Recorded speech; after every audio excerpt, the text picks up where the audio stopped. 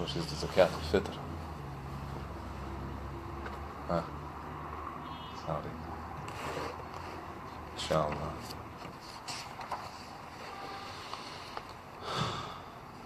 طيب. بسم الله الرحمن الرحيم. الحمد لله رب العالمين. والصلاة والسلام على أشرف الأنبياء والمرسلين نبينا محمد وعلى آله وصحبه أجمعين أما بعد. So tonight, inshallah, tonight, inshallah, we'll shift gears and do a little something different. Because the last chapter for Kitab al-Siyam, the book of fasting, is Zakat al-Fitr, how to pay the Zakat al-Fitr. But we'll just wait until towards the end of Ramadan, inshallah, and cover that. I think it'll be more appropriate because it'll be around the same time, so it'll be a fresh reminder. So today we'll just read some benefits from a short book, and we won't read the whole book. And the book is by Sheikh Abdul Aziz ibn Muhammad al-Sadhan, who was from one of the students of Sheikh bin Baz, rahimahullah. And he wrote a book basically, and it's called Ya Talib Ilm, Kayfa Tahfad, Kayfa Taqra, Kayfa Tafham. How a person should learn, how to go about learning. Since it's Ramadan, most people, inshallah, are trying to increase in reading, increase in learning, increase in studying something, whether it's du'as or Quran or hadith or whatever it is that a person is spending their time studying. And the most important thing, the best thing at this time is the Quran.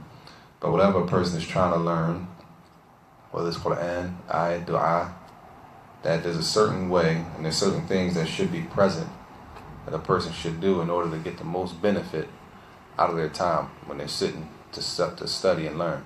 Whether they're sitting by themselves, they're sitting with a group of people, they're sitting with a sheikh. There's certain things that should be present, right? Certain things that should be present in order to maximize the benefit, to maximize the time. So what he did was he gathered and he mentioned them in summary and in detail. So he mentioned some things, as he mentioned here, he mentioned 16 things that a person should do to make sure that they get the maximum benefit out of their time when they're studying, when they're trying to learn. And then he went, and those 16 things could be as far as memorizing, could be as far as just reading, could be what a person understands. And then after that, he went into detail. How should a person memorize? What's the steps you should take to do if you want to memorize something? What's the steps you should take if you want to read a book? What book should you start with? How are you supposed to understand it? So first, we'll try to read through those 16 points that he brought. Inshallah, we get some benefit, as this is a time when most people are trying to learn, so there's a tariqah. There's a way to learn. Learning is not just haphazard, pick up any book and start reading. You can, and people do it all the time, but the maximum benefit is not achieved by taking that type of route. The ulama, the scholars of Islam, they didn't become scholars haphazardly picking up anything off the shelf and trying to read it from front to back. Some books are reference books. You don't have to read them front to back. Some books are necessities that some things you should have memorized. Some things have to be memorized. Some things, it's better to memorize them.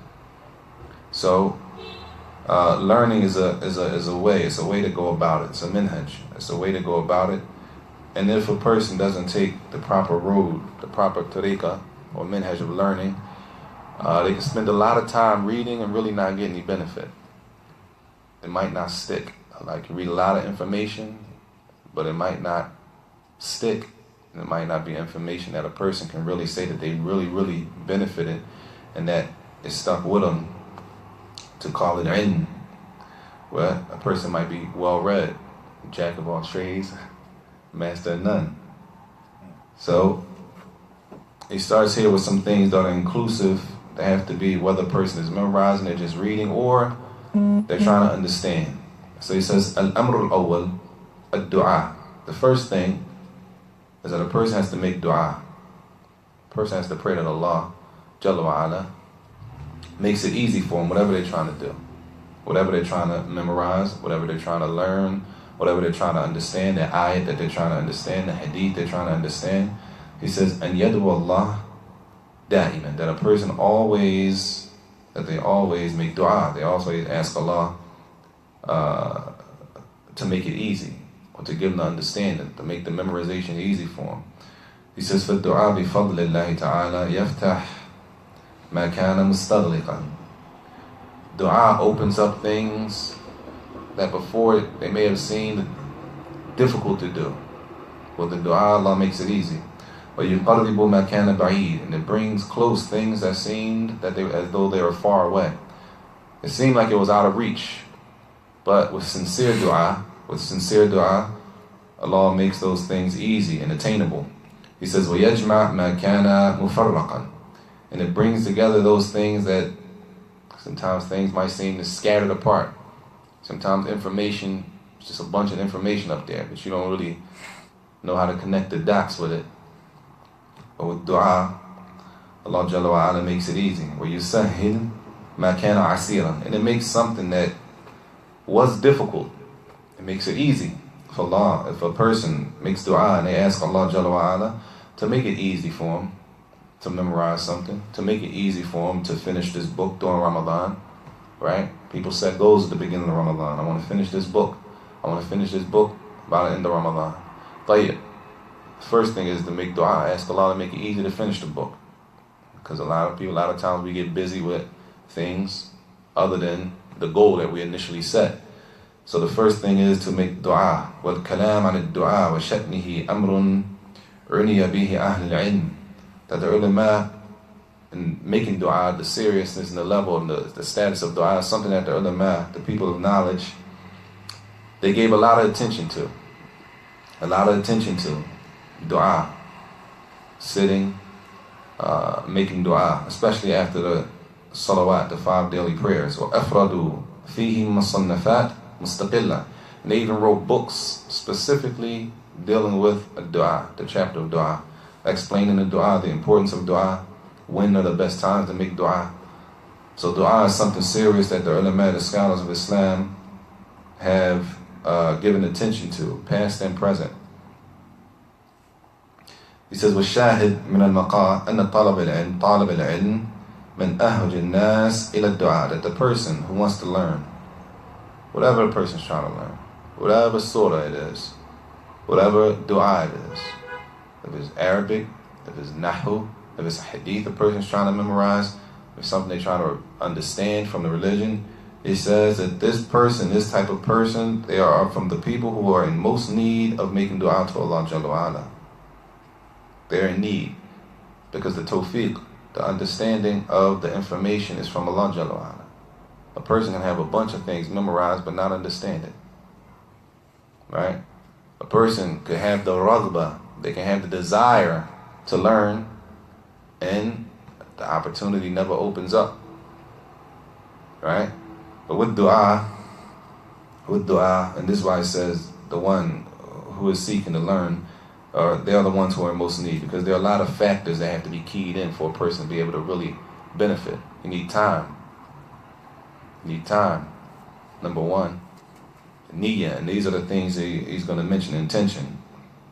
He says, وَكُلَّمَا كَانَ الْعَبْدُ أَكْثَرَ الضَّرَاعَةِ وابتهالا مع فعل الأسباب فسيرى من ثمرة دعائه وتوفيق له ما لا يخطر على باله. He said the more that a person strives and they take the necessary steps, يعني فعل الأسباب. A person doesn't just, they take the necessary steps, they don't just sit and make dua for something and then they don't put any effort themselves. They don't sit and ask Allah to increase them in wealth, and then they don't go out and try to work.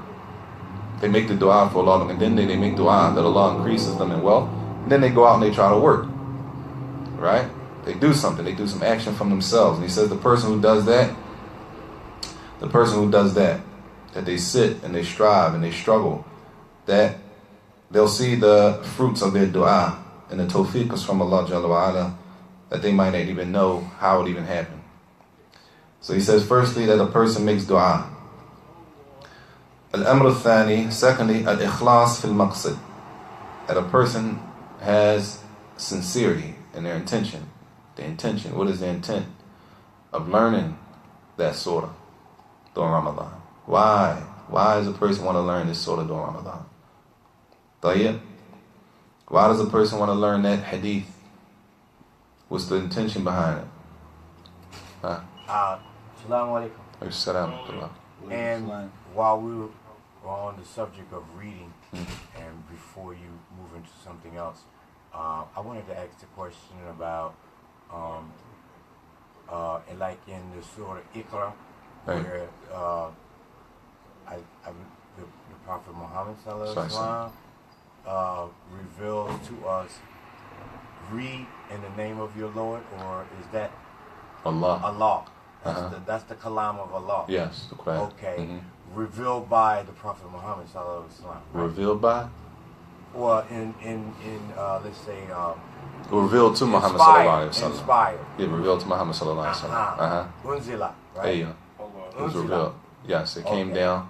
Okay. So it's the kalam of Allah, it's the word of Allah. Iqra. It's the command. So the command is not from the Prophet sallallahu alaihi wasallam. No, it's not from the Prophet. Nah, the command is from Allah. Unzila, right. The revelation. Right, okay, the revelation. So now here, during that time, right, he says that he was illiterate.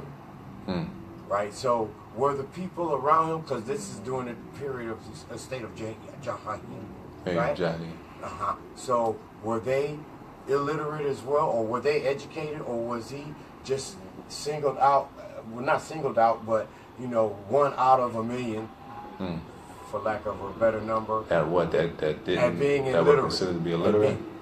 The issue of being illiterate, yani la yaktub, that he didn't read or write.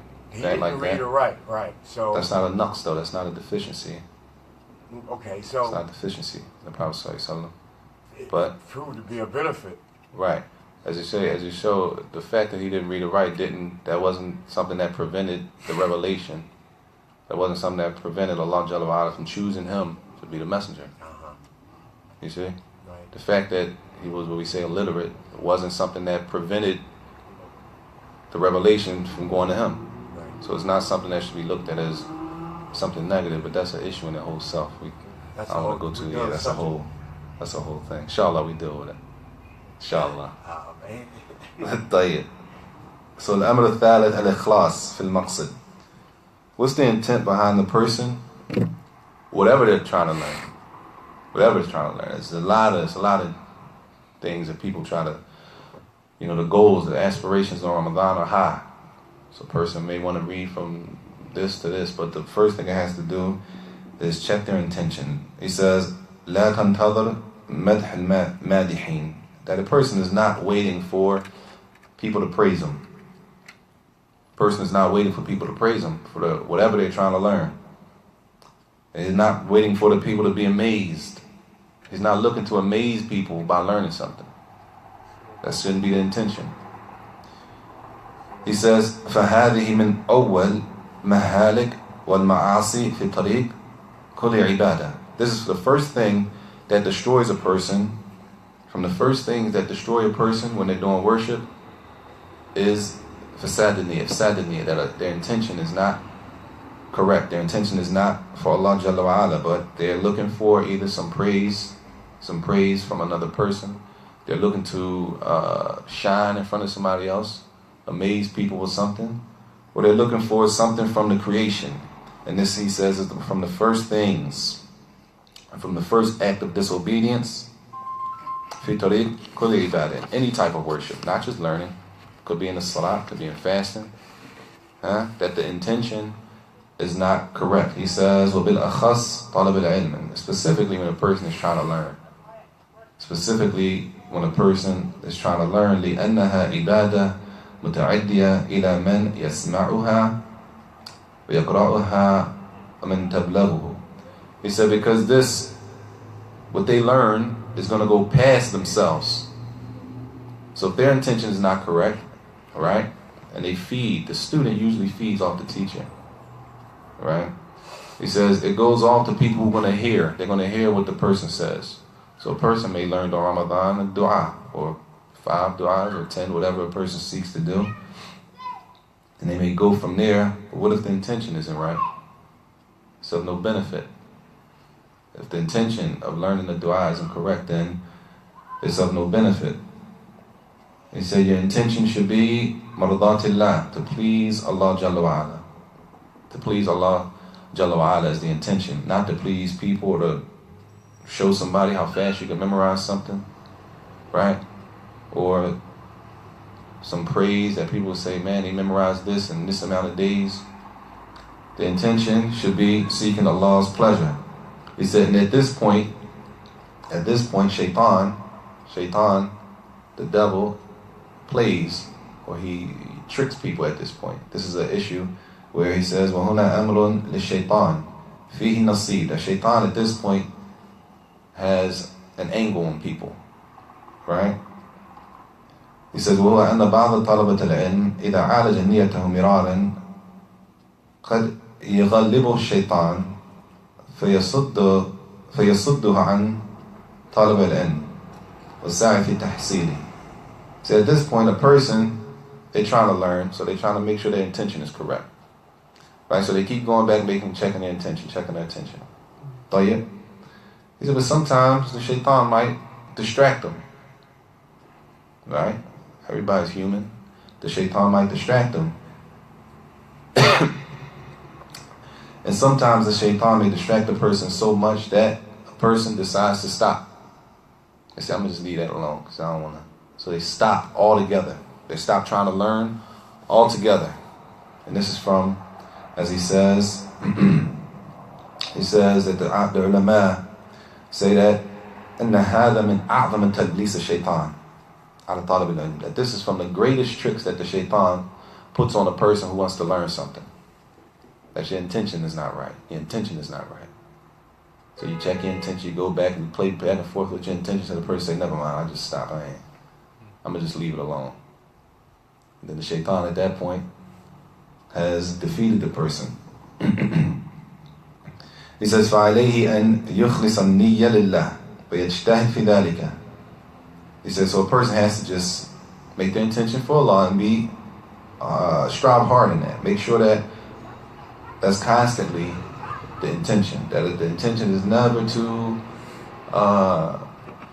shine over somebody else. I'm going to outdo this one. I'm going to show them how I can do this. If I do this, I want to do what people will say. Right? That a person has to make sure that their intention is sincere. He says, وَمَهْمَا لَبَّسَ عَلَيْهِ شَيْطَانٍ لَابُدْ أَنْ يَسْتَمِرَّ فِي جِهَادِهِ. And even if the shaitan comes, as he will, as that's his job, that a person continues to strive and continues to correct their intention over and over and over. He says, in that in itself, that a person strives to fight against their own nafs desires, he says, فَذَلِكَ نَوْعٌ مِنَ التَّعَبُّدِ وَالْمُجَاهَدَ فِي سَبِيلِ اللَّهِ. That itself is a form of worship, that a person strives against their own self to make sure that they're doing what they're doing for Allah Jalla wa Ala. He said, this also is a form of jihad itself, a form of jihad itself, that a person strives against their own self, making sure that they're doing their actions lillah Jalla wa Ala. He says, Al-Amru Thalith, the third thing that prevents, or that must be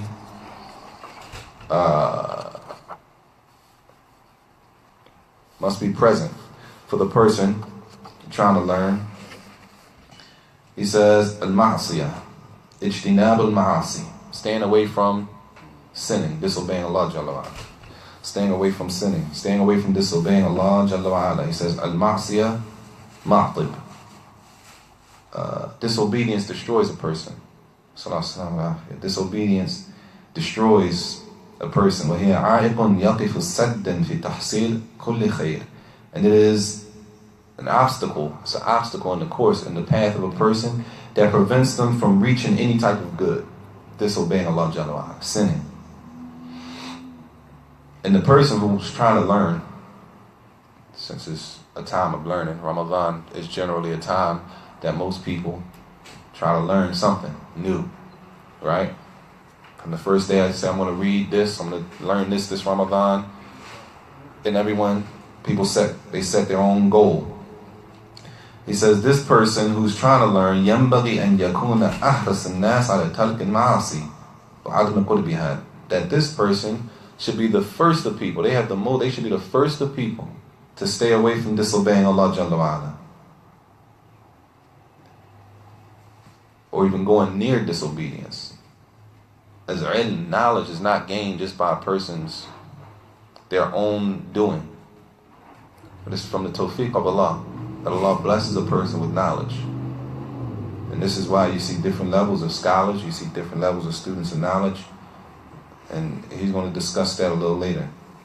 He brings a narration of Ibn Mas'ud radiallahu anhu, where Ibn Mas'ud said, إني لأحسب الرجل ينسى العلم بالخطيئة يعملها. He says, I hold it that a man, he forgets his knowledge based on a sin he committed. And this is how the Salaf dealt with it.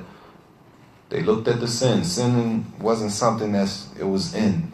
Everybody's doing it. This one is doing, I don't really do what they do. I mean, I do this, but they ain't that bad because this one is doing this.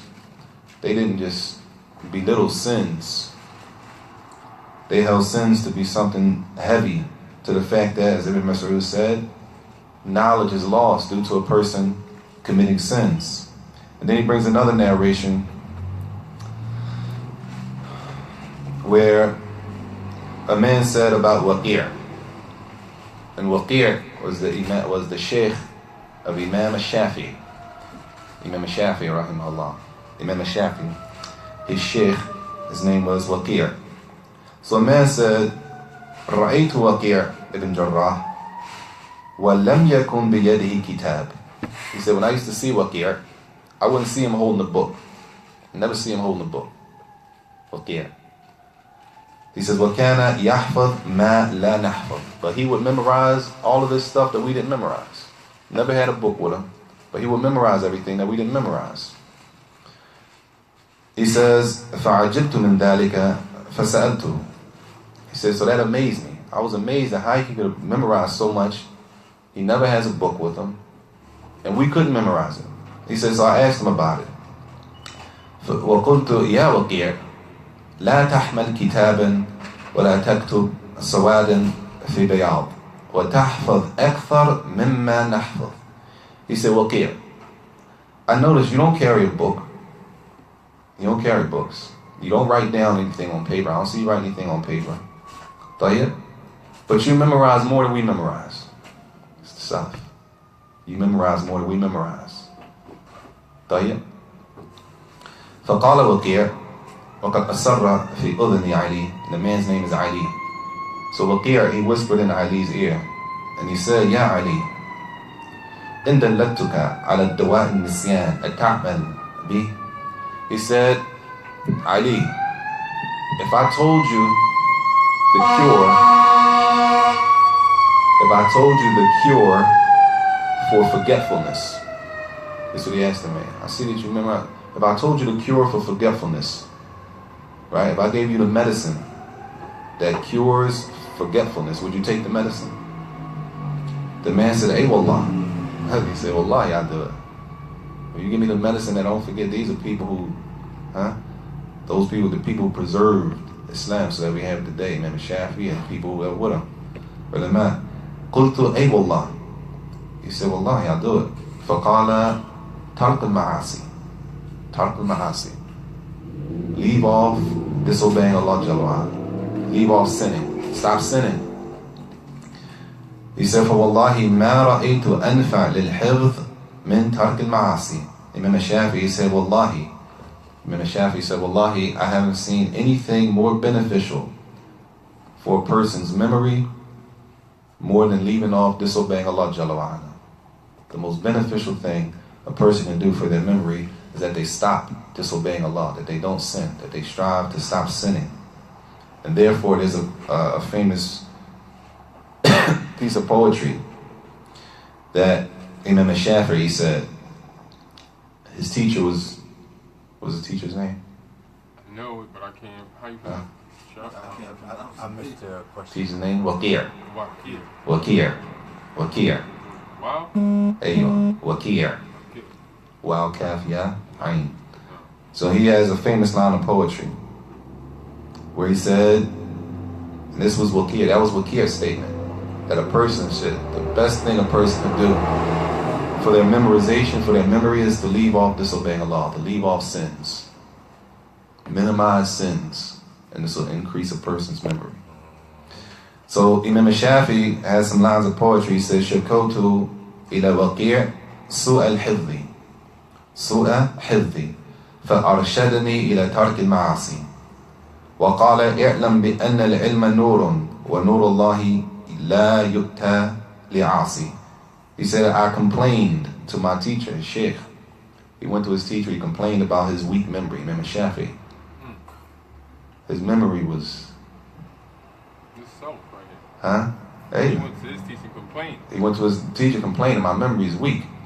But if you know Imam Shafi'i's memory was so strong, if he like glanced at a safha, he could memorize it just by almost at a glance. His memory was like, as he's going to say, some of the stuff, and I think that's the next one he mentions, Qira'at Tasir al-Ulama. You read some of their biographies. If it wasn't for the isnad, if it wasn't for the chain of people, you wouldn't believe them. You wouldn't believe the stories of these people. If it wasn't for the isnad, the chain of narrators that go back to authenticate the story, people wouldn't believe them. Imam Shafi'i said, I complained to my teacher about my weak memory. He said, فَأَرْشَدَنِي إِلَى تَرْكِ الْمَعَاصِي. So he told me, Waqir, he told me, leave off disobeying Allah. Stop disobeying Allah. Obey Allah, and your memory will get better. And then Waqir said to him, know that knowledge is a light. Al-ilm nur. Knowledge is a light. وَنُورُ اللَّهِ لَا يُؤْتَى لِعَاصِي.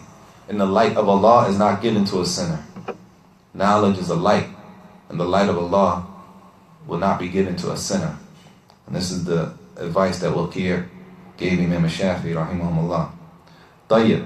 So that's the third thing for the learner, to stay away from disobedience. He says, Al-Amru Rabi'. Al-Amru Rabi' Qira'at Tasir al-Ulama.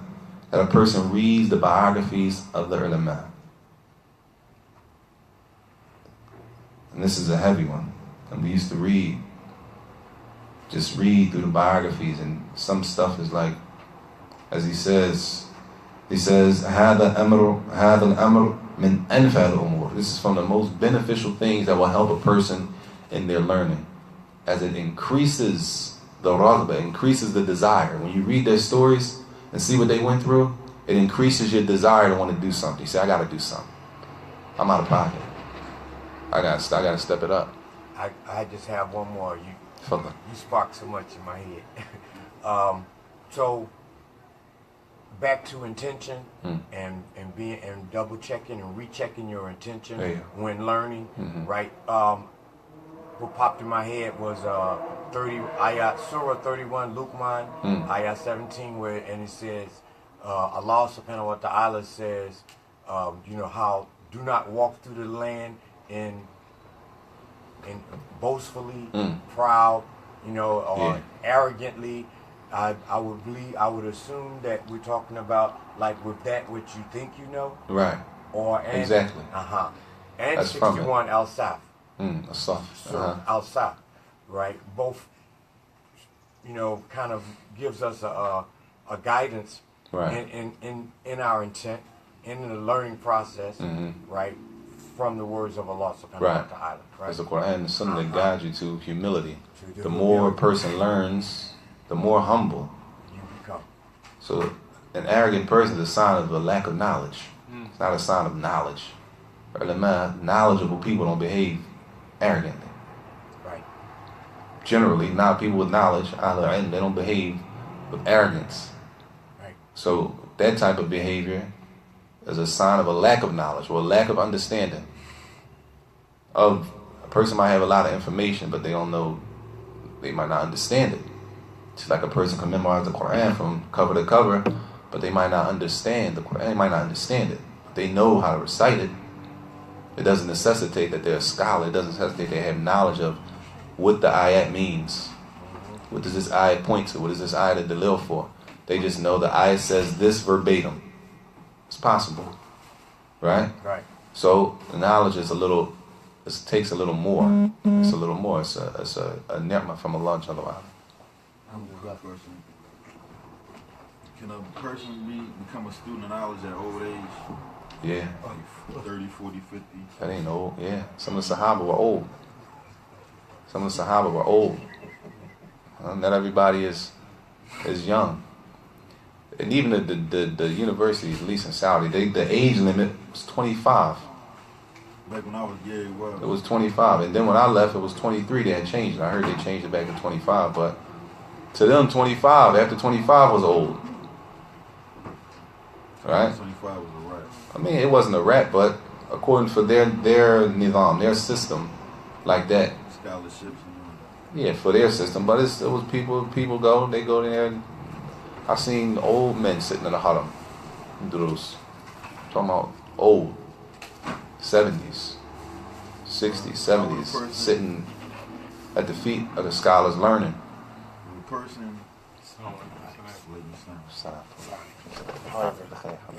a person what, was skin poor, and they wanted to become a student of knowledge. How they go about that? How they go about being a student of knowledge? First, these things. Number one, dua, ikhlas, staying away from sins. Number 4, start reading the books of the ulama, the books of the seer, their biographies, and see how they started. See what type of books that they started with. These are the things that should be in place for anybody who wants to learn. And then the rest of the book is a little more detailed. He says, فَقْرَأْ كُتُبِ التَّرَاجِمِ لِحُفَّاظِ الْعِلْمِ وَالْعُلَمَاءِ الْحَدِيثِ وَغَيْرِهِمْ تَرَى فِيهَا عَجَبًا.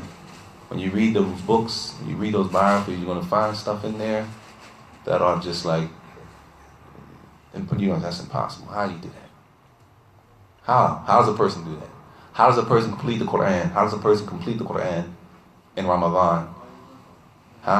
Cover to cover, 60 times in Ramadan. Possible? Mumkin? Not 6 times, 60. As they said on the Imam Shafi, rahimahullah, 60 times. That's twice a day, if we go 30 days. Cover to cover, twice a day. Yeah. You read these stories and you say, SubhanAllah. If he did it 60 times, then I not look at nobody else. You look at yourself and say, what am I doing? So he says, وَلَوْلَا أَسَانِيدْ وَلَوْلَا الْأَسَانِيدْ وَتَوَاتِرَ الْأَخْبَارِ لَكُذِّبَتْ بَعْضَ الْوَقَائِعِ. He said, if it wasn't for the chains and narrations going back to authenticate those stories, a lot of the stories people wouldn't even believe happened. They wouldn't believe them. 60 times. Said Imam Ahmed rahimahullah used to pray in one day, 300 rak'ah. 300 in one day. Imam Ahmed rahimahullah. But when he got tortured, his son said when they beat him and tortured him for standing up for the aqeedah of Ahl Sunnah, when they tortured him and beat him, he was sick. They beat him, he got beaten. When they beat him and tortured him, his son said he couldn't pray 300, so he just prayed 150 a day. Not the 5 obligatory, extra. And you start reading, when you read their biographies and you look at yourself and say, Allahu Musta'an. He says, so this increases a person's desire. It increases their desire to want to learn and go further. He said there are a lot of books. From those books, and some of these quotes are from 2 books by Imam al-Dhahabi, Tadhkiratul Huffaz and Sir A'lam al-Nubala. Both of those books are like by Imam al-Dhahabi. It's a bunch of stories, both like history books on different people, and let alone many books. So when a person reads these biographies, it increases it's an encouragement. It's an encouragement to see what the ulama of the past, how they preserve the religion. So now that we have Sahih Bukhari printed up and it's on phones at the tap of a finger, but what did they have to go through to get it? And what type of worship, what type of people were they? How did the people during their time look at them? If they were known, they were people that were known for what? What were they known for? What was he known for? People known for worship. Known for this, known for that. So reading their biographies is an encouragement. He says, Al-Amr al-Khamis, the fifth thing a person can do, Qira'a ba'd al-Kutub al-Adab. Adab al-Talib. Reading some of the books that discuss how is the student or how is the person that's learning, how you're supposed to behave. If you want to learn, if you want to sit and learn Quran, tayyib. A person wants to sit and learn Quran. I'm not using this for y'all. This is an example. A person wants to sit and learn Quran, tayyib. When they go sit in front of the teacher, how do they sit in front of the teacher? Tayyib. How should they dress? How should they sit? What should they do at home before they come? How should they address the teacher? There's books covering all of that. Or for the student of Hadith. Or for the student of Hadith, not just for Quran. They said there are books written specifically on that. So that the student knows, they know how to sit, like salam, how to sit when they go to their shaykh, when they go to their teacher. How should I sit? Literally, how should you literally sit down? Not just sit, how to sit. Feet stretched out, feet folded up like this, Indian style. What's appropriate? What's considered appropriate in a learning environment? Or everybody just sit, whatever's comfortable, I just do. The books, there are books written on that that gives a specific way that is acceptable in those sittings. How should he sit with his peers? People that they're learning with, other people that they're learning together. We're learning together when we sit with each other. How do we dress each other? Right? He says, وَكَيْفَ يُعَلَّمْ مَنْ يَجْهَلْ. How do you deal with a person who's ignorant? How do you teach a person who don't know? They don't know. How do we deal with them? Smash them? Huh?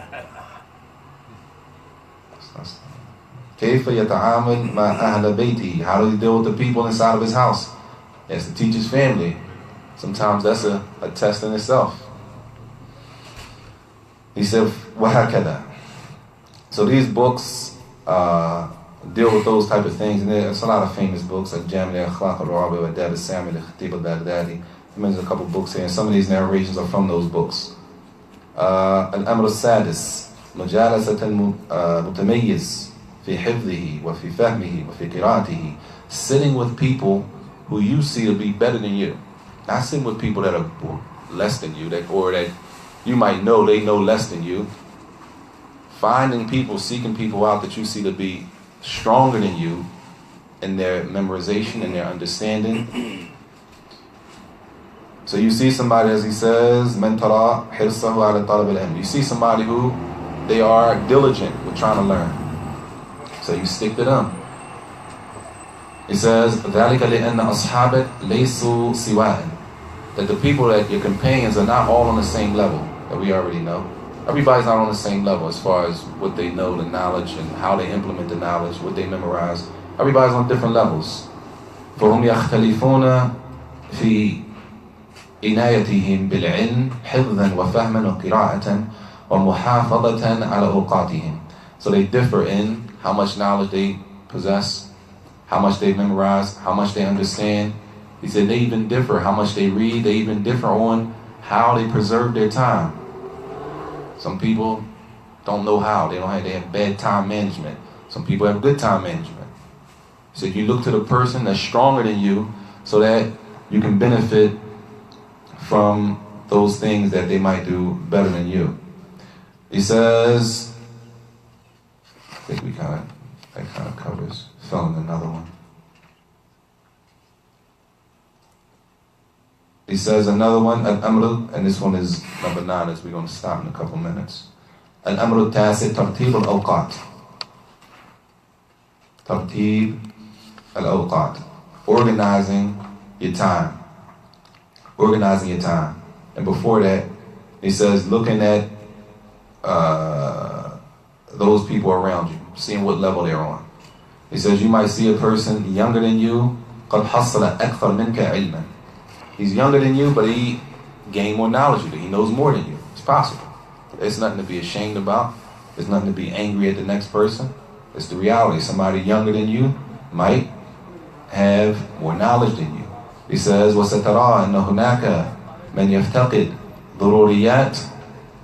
Somebody who they don't even have or they're living with the bare necessities, right? A lot of things they might not have living-wise. Their living quarters, right? Clothing, it could be, food to eat, living. They might be working with the bare necessities. وَقَدْ حَصَّلَ أَكْثَرْ مِنْكَ الْعِلْمٍ. But they have more knowledge than you. Because knowledge is not connected to how much money you have, or how big your house is, or what kind of car you're driving. Right? A person can have all of those things, and the one who doesn't have it, they have more knowledge than them. Right? Salam to Allah. He says the important thing is إِذَا نَظَرْتَ فِي أَصْحَابِكَ سَتَرَى تَمَارِزًا. You'll see distinguished. People are distinguished with different things. This one doesn't have this, but he has this. This one doesn't have this, but he has this. Then you look at yourself and you try to be around the people who can better you, or everyone knows their own shortcomings. Where you fall short, you want to be around people who can pull you up and help you to better yourself in those areas. The next one, he says, organizing your time. Organizing your time, he says, فطالب العلم ينبغي أن يكون من أبخل الناس بالوقت. That the person who's trying to learn, if you're trying to learn something, if you're seeking to memorize this surah this Ramadan, or you want to learn this dua this Ramadan, or you want to read this book from cover to cover this Ramadan, he says this person, you have to be the most stingiest person when it comes to your time. Ma'alish. You got to be stingy with your time. Huh? Sometimes we hold conversations, there's no benefit anyway. You could have read 3-4 pages. You have to be stingy with your time. And it takes some building up, because sometimes we don't want to be rude, or you know what I'm saying, we don't want to be ignorant, but you have to guard your time. You have to guard your time. If you don't guard your time, nobody's going to guard it for you. Nobody else is going to guard your time. And he brings a story about Ibn al-Jawzi rahimahullah, and I'll summarize it. Where Ibn al-Jawzi, and this is how the Salaf were, even when somebody was visiting him, if somebody visited him in his house, he still wanted to be busy. But he can't read his books and go through issues and stuff while the person is visiting him. So he would do things that didn't take thinking to do. So what would he do? He would organize his pens that he was going to use when he's writing his notes. And he's talking to him, holding the conversation, and while he's doing, he's organizing his papers on his desk. He's setting up his ink pot with his pen, right? Things that it doesn't take any thinking to do. Therefore, what? He's using his time to benefit, and at the same time, he's entertaining the person that came to visit him. And this is from hafidhatul waqt, preserving your time, not wasting any time. Not wasting any time. And he says, we're stopping after these two. The 10th one, تَقْرَارْ مَا حَصَّلْتَ مِنَ الْعِلْمِ. Constantly reviewing and going over what you learned. If you learn one thing, you sit it down to the side and don't go back to it to the next Ramadan. When you go back to it, it's like you never learned it. Right? You go over that surah, you memorize the surah from the beginning to end, you never review it. You just go to the next one and go to the next one and go to the next one. You look back, the first one is like you never learned it. Now you got to learn it over, which is sometimes harder, sometimes even harder. And the Sahaba, radiallahu anhum, is known that they would sit and learn ayat and learn verses and learn surahs from the Quran for sometimes years.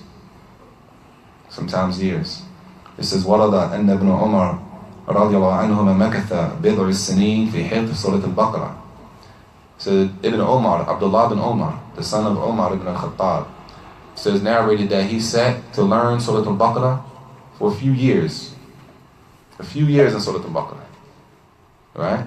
Sahabi. A few years. It says also, and I'll just read the titles, Nashr al-ilm, spreading the knowledge. Spreading the knowledge with the intention of what? The intention of taqarrub, as a form of worship. Helping people learn. Not shining and screaming on people because they don't know. You know something.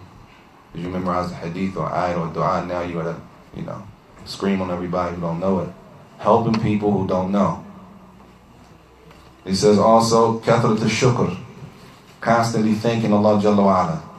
Constantly thanking Allahu Tabaraka wa Ta'ala. He says also, رد الفضل إلى أهله, letting the people know basically who are the people, the virtuous people who are learned from. Meaning, the knowledge is taken from where? I didn't make this up. This is taken from this book. This is taken from this. This is taken from this. And such and such said it in this book. This is from here. Therefore, the people who want to go back, they can go back and take from the same, as they say, the same spring that you took from. It says, benefiting from the Mashaykh. And the one that's important for this month, he says, kathratu tilawat al-Quran. A lot of reading of the Quran. Reading the Quran. As this is the month. This is the month of the Quran. The first thing we should be doing is increasing our daily reading of the Quran. Ayat of the Quran. We should be increasing in our reading of the Quran. If we haven't already, we still have time left. The Quran should be a daily read. Especially during Ramadan. It should be a daily read. And he goes in on the importance of reading the Quran, but we'll stop there as it's just about time to break the fast. And these are just some of the things that were mentioned for the person who wants to learn. Some things that should be in place for the person who wants to learn. Allahu a'lam wa sallallahu wa sallam wa barak ala nabiyyina Muhammad wa ala alihi wa sahbihi wa sallam. Next week, we'll continue at 7:30 on, but we won't do Zakat al-Fitr until the last class, inshallah.